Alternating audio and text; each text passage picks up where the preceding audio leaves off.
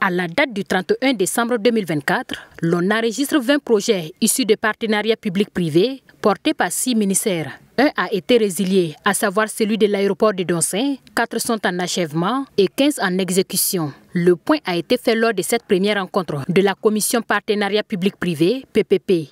Ce cadre de rencontre était consacré à l'examen et à la validation de l'avant-programme de partenariat public-privé 2024, avant sa soumission à l'Assemblée générale du Conseil présidentiel d'orientation de suivi du Bureau national des grands projets. Ces projets, selon le directeur exécutif du Bureau national des grands projets, enregistrent un taux de réalisation financière de 36,45% et physique de 66%.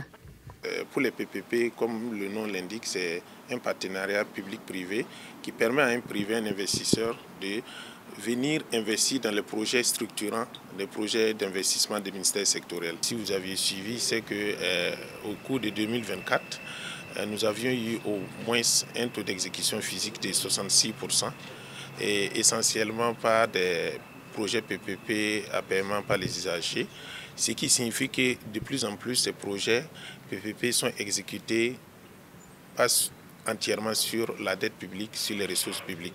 C'est essentiellement des ressources qui sont investies par des investisseurs et qui sont remboursées par les usagers de ces bénéficiaires de ces projets-là. Pour le Premier ministre Jean-Emmanuel Ouédraogo, par ailleurs président de la commission PPP, les partenariats publics-privés, en plus d'être un mode alternatif de financement des projets d'investissement, permettent à l'État de réaliser de grands projets de développement. Le recours réaffirmé au PPP contribue à placer le Burkina Faso sur une trajectoire de croissance forte, durable et inclusive, en vue de parvenir à une transformation structurelle de l'économie nationale et à réduire considérablement la pauvreté et les inégalités sociales. Par conséquent, le PPP est inscrit dans la stratégie de mobilisation des ressources pour financer les piliers du plan d'action pour la stabilisation et le développement.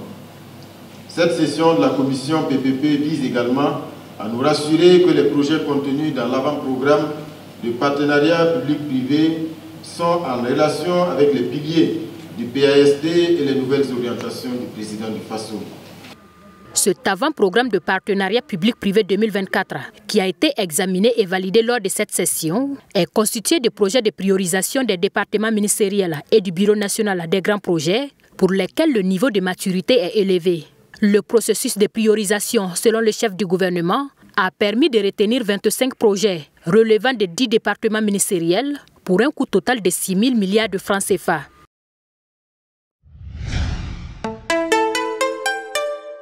Twi TV, la télé interactive.